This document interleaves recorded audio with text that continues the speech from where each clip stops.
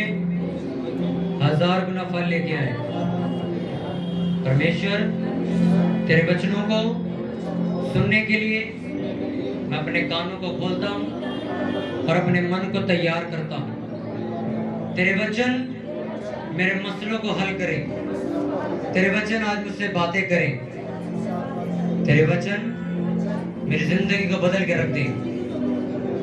प्रभु यीशु मसीह के नाम में मांगते पूरी चर्च जोर से बोले आमीन। जोर से तारीफ करो तालियों के साथ परमेश्वर।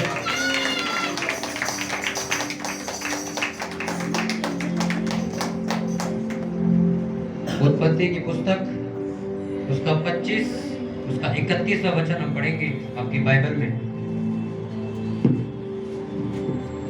सभी जन निकाल लेंगे बाइबल की first book Genesis chapter 25 verse 31 हम पढ़ेंगे। जिनके पास बाइबल उन्हें बाइबल दे दो, जो जिनके पास पुराना नेम नहीं उनके साथ पुराना नेम शेयर करें।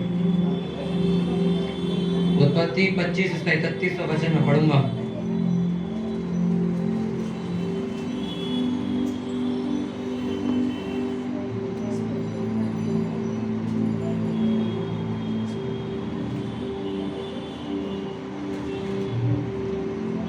वचन को पढ़ूंगा, सभी लोग ध्यान से सुनेंगे।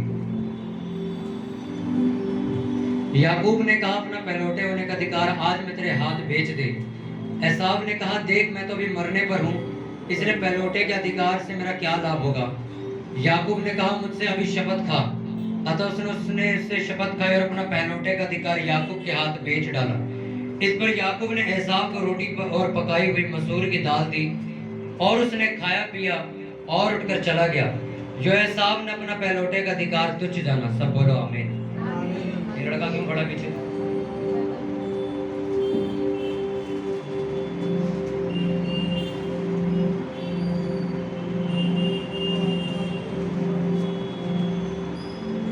इसहाक के दो बेटे पैदा हुए, याकूब और एसाव। एसाव बड़ा बेटा था, याकूब छोटा बेटा था। एक वक्त ऐसा जब एसाव बाहर से आया तो उसको इतनी तेज भूख लगी तो याकूब उस टाइम खाना बना रहा था। और याकूब से जब उसने कहा कि मुझे खाने के लिए खाना दे, तो उसने कहा एक काम कर, मुझे अपने पहलौठे यानी कि बड़े होने का अधिकार मुझे बेच दे। सब लोग मेरी तरफ ध्यान दो, अपनी बाइबल को बंद करो। उसने कहा अपने पहलौठे होने का अधिकार यानी कि बड़े होने का अधिकार मुझे बेच दे तो मैं तेरे को खाना दे दूंगा खाने के लिए। और बाइबल ऐसा बताती है कि एसाव ने अपने पहलौठे होने का अधिकार 1 कटोरी दाल और 4 रोटी खाने के लिए क्या किया? बेच दिया। क्या किया उसने? बेच दिया। अपने पड़ोसी को बोलो ध्यान से सुन, सुनने से विश्वास पैदा होता है। एसाव ने जब अपने बड़े होने का हक जो अधिकार था वो बेचा तो लिखा वो सारी अथॉरिटी किसके पास आ गई? याकूब के पास जो छोटा भाई था। और बाइबल बताती है आज तक याकूब का वंश ही ऊंचा रखा गया। याकूब के नाम से परमेश्वर को बुलाया जाने लगा कि मैं अब्राहम, इसहाक और याकूब का परमेश्वर हूं। बट एक्चुअल में ये जो पदवी थी, जो आशीषें थी, जो अधिकार था वो किसके नाम था? एसाव के। और उसने 1 कटोरी दाल खाने के लिए और 4 रोटी खाने के लिए अपने बड़े होने का अधिकार अपने छोटे भाई को बेच दे कि आज से मैं छोटा हूं और तू बड़ा, पर मुझे रोटी खाने दे। कितनों को समझ आई यहाँ तक बात? बाइबल में लिखा कि उसने जब अपने पहलौठे होने का अधिकार तुच्छ जाना तो वो सारी आशीषें जो एक बड़े बेटे की घर में होती है वो सारी किसके पास चली गई? छोटे लड़के के पास, जिसका नाम याकूब था। आज भी ऐसा होता है कि आज भी बहुत सारे लोग अपनी बहुत सारी चीजें 1 कटोरी दाल और 4 रोटी के लिए बेच देते। अब वो दाल और रोटी है क्या, मैं आपको बताता हूँ। बाइबल में लिखा वो खाना वो चीज है जो आज तुम्हें सेटिस्फेक्शन दे सकता है, आज तुम्हें संतुष्ट कर सकता है, आज तुम्हारी जरूरतें पूरी कर सकता है। उसके लिए तुम क्या करते हो? अपने अधिकारों को बेच देते हो।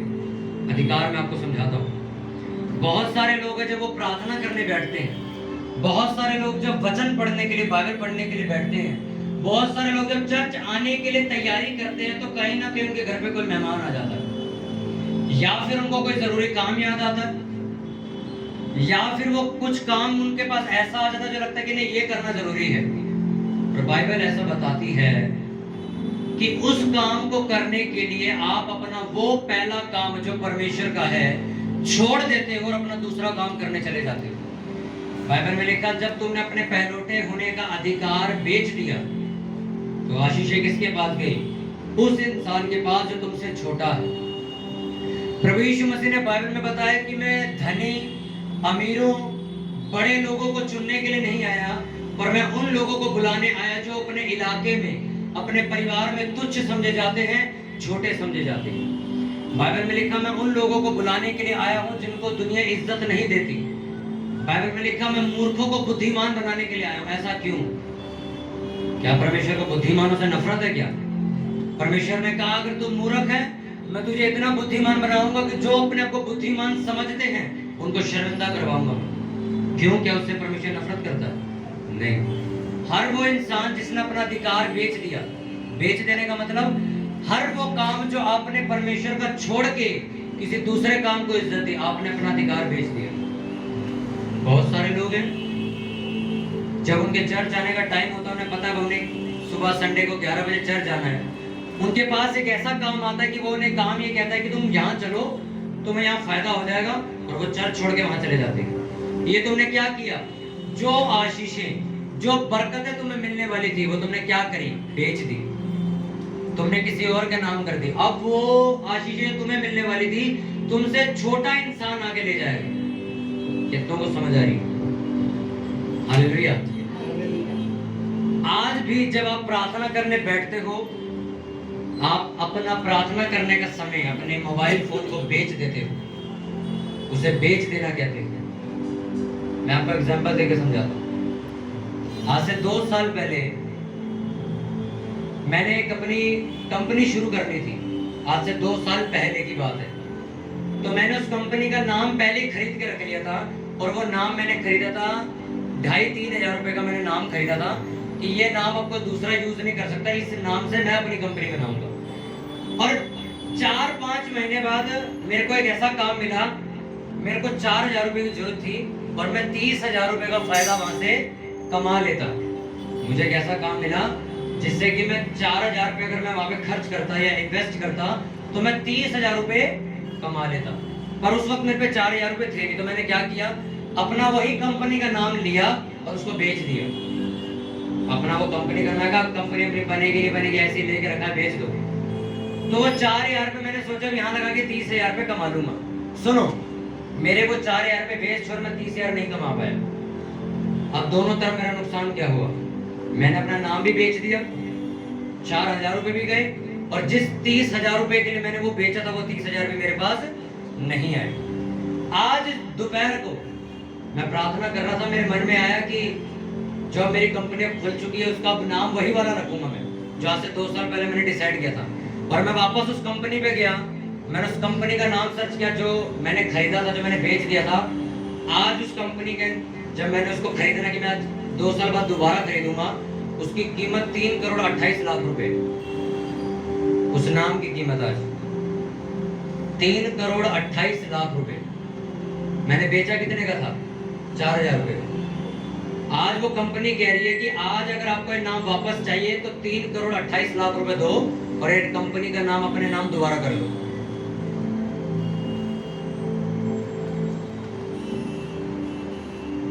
जो इंसान गरीबी से उठाओ, 4 पैसे कमाने की उसके बाद बुद्धि हो और उसे ये पता लगे कि मेरी अपनी गलती की वजह से मैंने 3 करोड़ का घाटा खाया है, तो सोचो वो अपने आप को कोसेगा नहीं कोसेगा? फिर मेरा मन इतना ज्यादा उदास था आज, मैंने कहा अगर मैं इसको 2 साल अपने पास होल्ड कर लेता, ये पैसे आज मेरे होते। और मैंने सिर्फ 4,000 रुपए के लिए क्या किया? उसे बेच दिया। आज उसकी कीमत गूगल पे 3,28,00,000 रुपए डली हुई है। thedigitalyash.com आप सर्च करना। आज 3 करोड़ रुपए का नाम है ये, सिर्फ अगर खरीदना है किसी ने। और मैंने 4,000 रुपए में बेचा था इसको। 2 साल में उसकी कीमत इतनी ज्यादा बढ़ चुकी है। अब समझो इसी बात को। आज जो आप प्रेयर नहीं करते हो, आज जो आप चर्च नहीं आते हो, आज जो आप उपवास नहीं करते हो, वचन नहीं पढ़ते हो, टाइम पास करते हो, आज से कुछ साल बाद, आज से कुछ महीने बाद जब तुम फंसोगे, यही प्रेयर तुम्हें याद आएगी कि अगर मैंने की होती तो आज मैं फंसता नहीं। आज वो करोड़ों रुपए का नुकसान तुम्हें यही महसूस करवाता है कि काश मैंने वो नाम नहीं बेचा होता। उसी तरह आज वो लोग जो प्रार्थना नहीं करते, गुप्त में जाके परमेश्वर से बातें नहीं करते, ये वही लोग हैं जो 6 महीने बाद फंसेंगे और फिर बोलेंगे क्यों हमने उस वक्त प्रार्थना नहीं करी, क्यों उस वक्त जब हमें किसी ने चर्च में इनवाइट किया हम नहीं गए। मेरे रिश्तेदारी में मेरा भाई, उसको चर्च इनवाइट किया, वो नशे बड़े करता था। वो चर्च आया, एक दिन पहले आ गया, शनिवार रात को ही आ गया।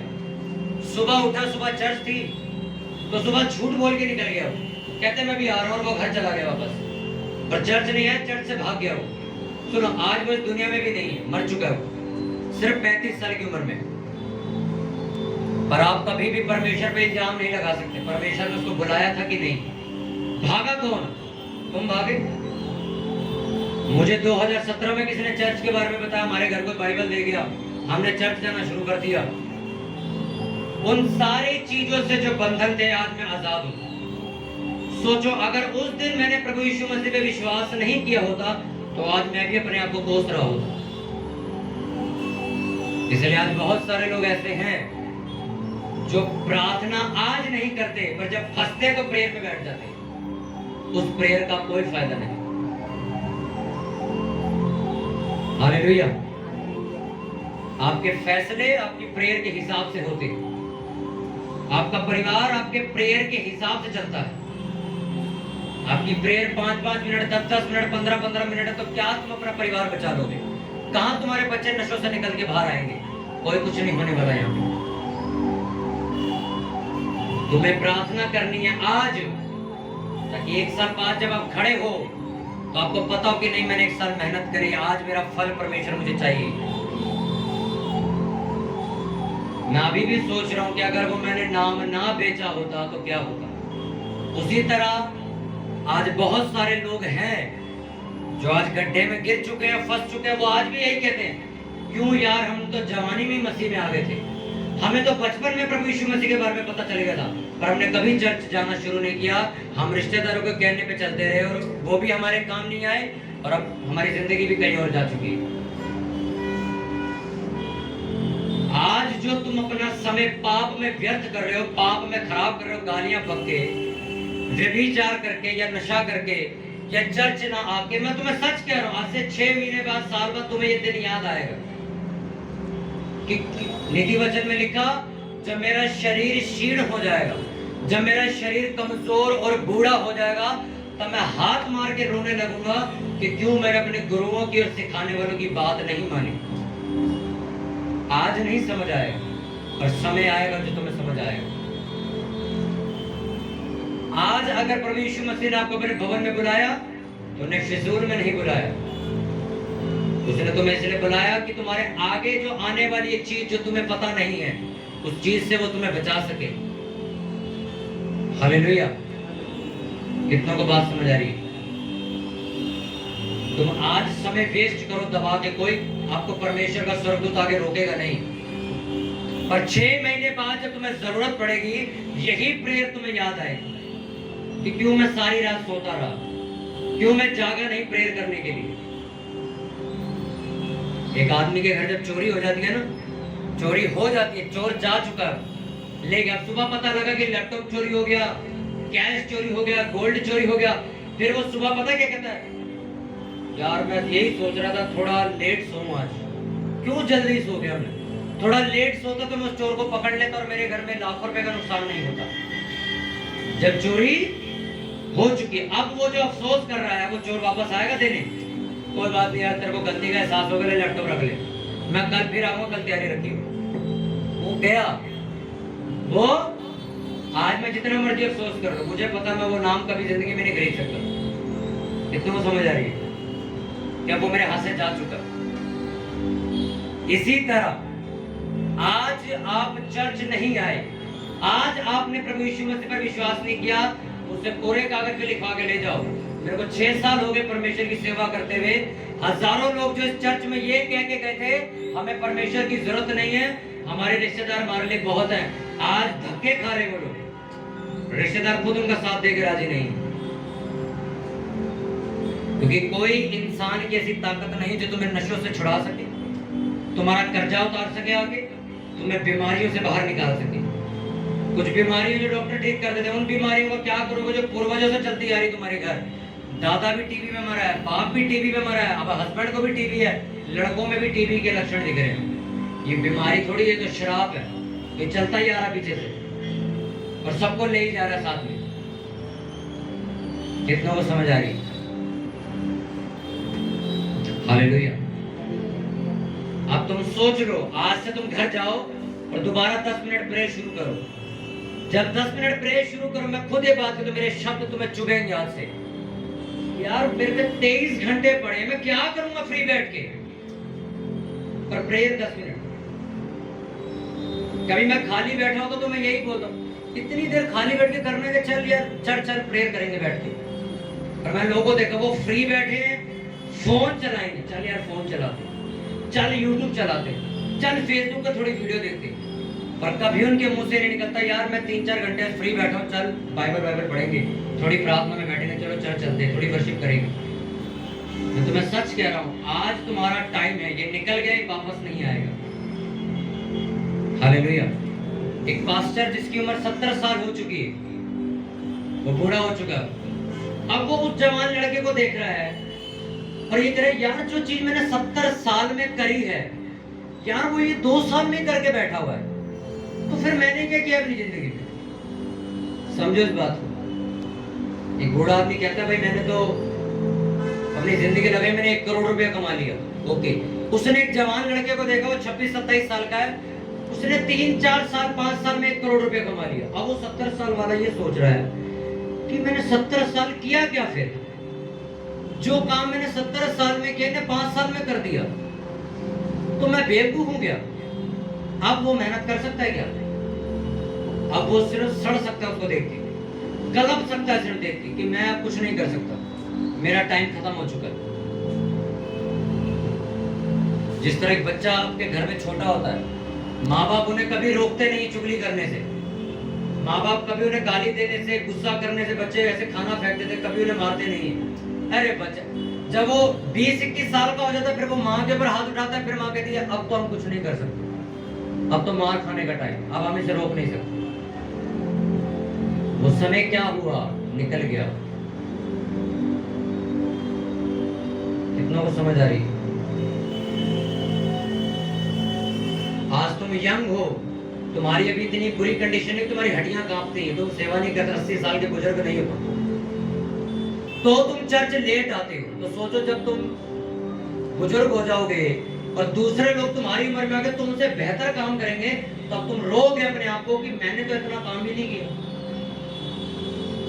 आज बहुत सारे ऐसे पास्टर्स हैं जो यूथ लोगों को देख के अब सोचते हैं यार ये बंदे क्या काम कर रहे हैं, हमने भी नहीं किया ऐसे काम। वजह क्या है? अपने टाइम को समझना,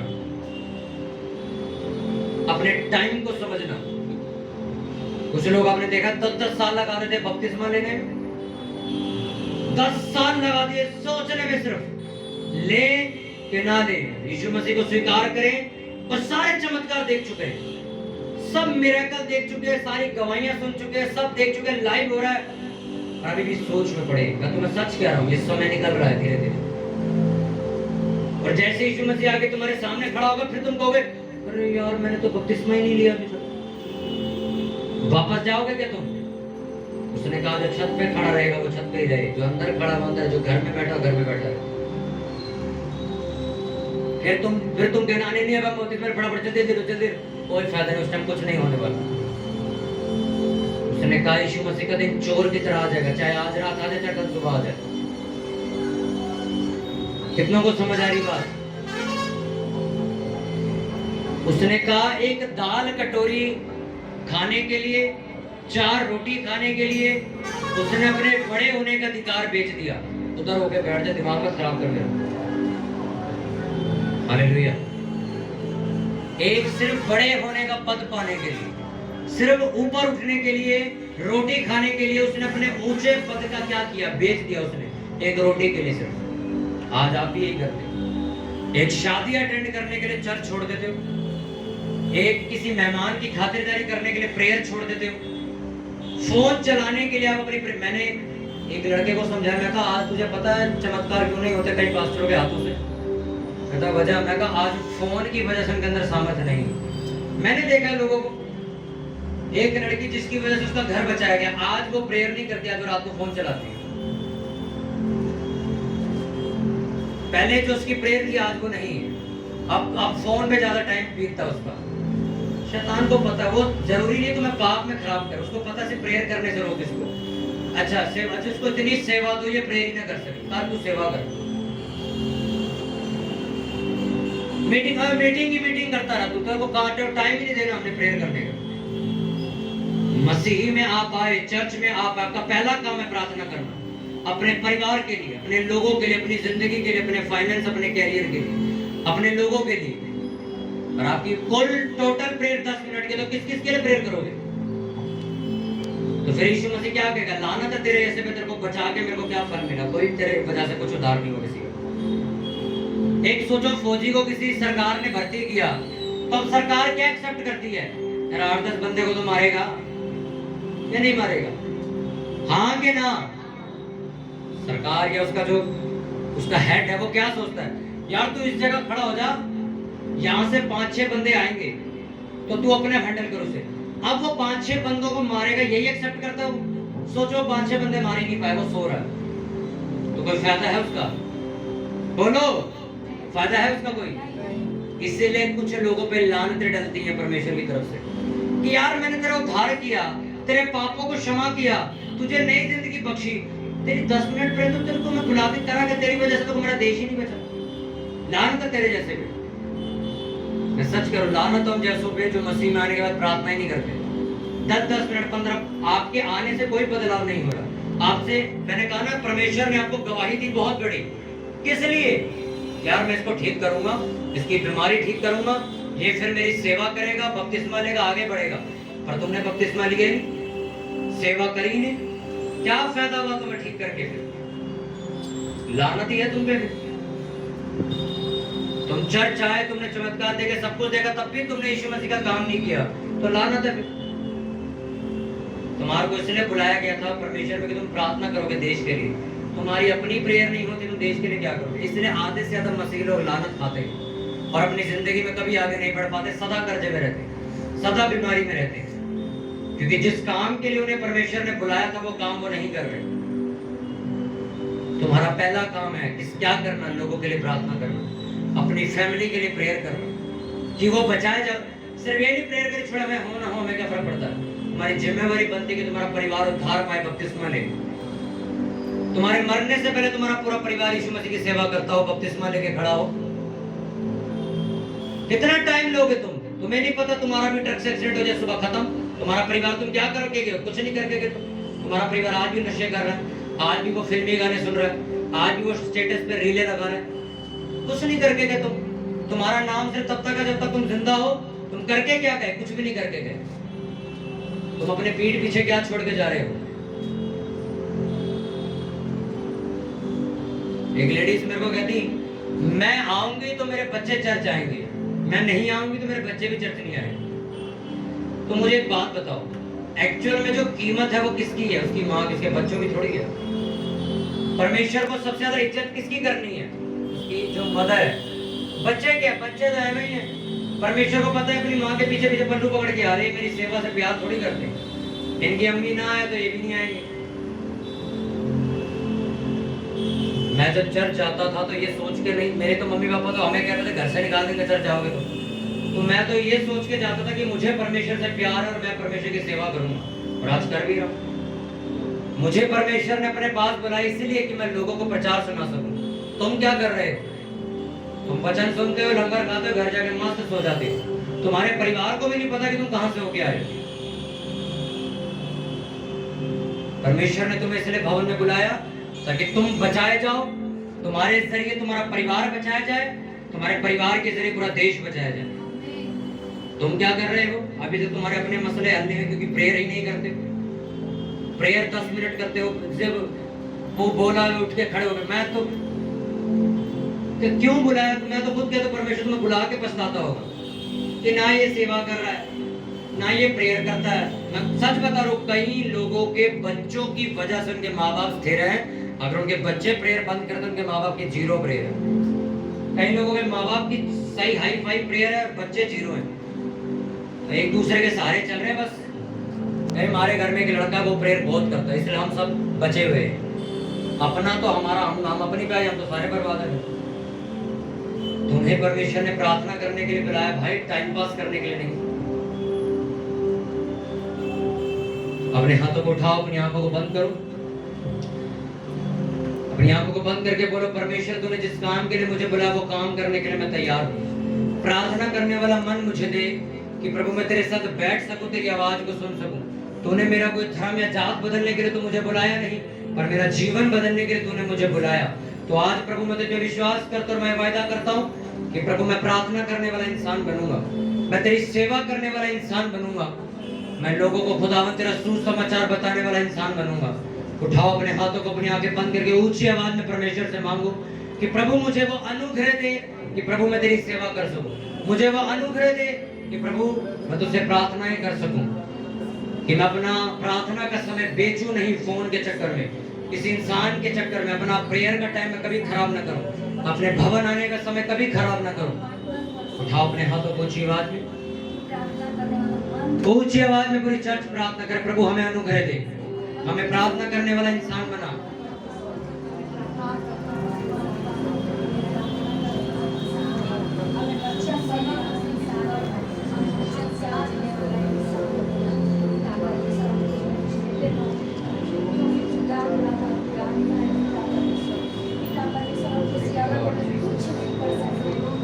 बोलो परमेश्वर, ऊंची आवाज में, परमेश्वर मुझे प्रार्थना करने वाला मन दे, मैं तेरी उपस्थिति में बैठ सकूं, तेरी आवाज को सुन सकूं।